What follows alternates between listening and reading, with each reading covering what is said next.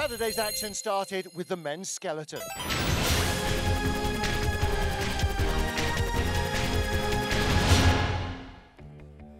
Sixth race of the BMW IBSF Men's Skeleton World Cup in snowy Lake Placid. Germany's Axel Jung lying in sixth position after the first heat of two, and a good run from the German would put him in with a chance to move up the order, undoing some of the damage of a loose first heat. Better performance from Jung put him in front of Marcus Wyatt, who too had moved up the order, finishing 10th in the first heat. Nikita Tretiakov of Russia was in fourth position after heat one, and it was still Axel Jung who led, Christopher Grotehair having dropped by the wayside as the young Russian came to the ice. But it was a big step up for him to try and challenge the top three.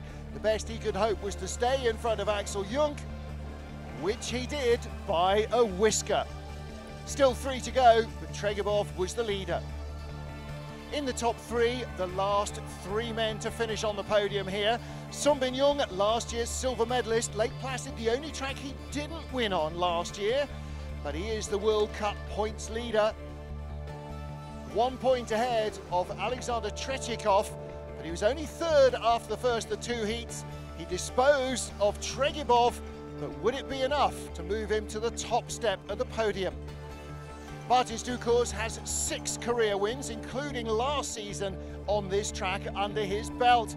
Brother Thomas absent from the race for the first time in 14 years, testing in Whistler, while Dukurs was testing here in Lake Placid. A good solid run to go in front of Yun and throw down a challenge to the first heat leader. Alexander Tretiakov, the winner 2 years ago, one of only 2 Russians to ever win on the Lake Placid track, the other Sergei Chudinov. And Tretiakov has been in great form, 3 wins already this season. He added a 4th with a wild but fast ride down the Lake Placid track, easing away from Martins Dukurs in silver, and in bronze, Sungbin Yun of Korea.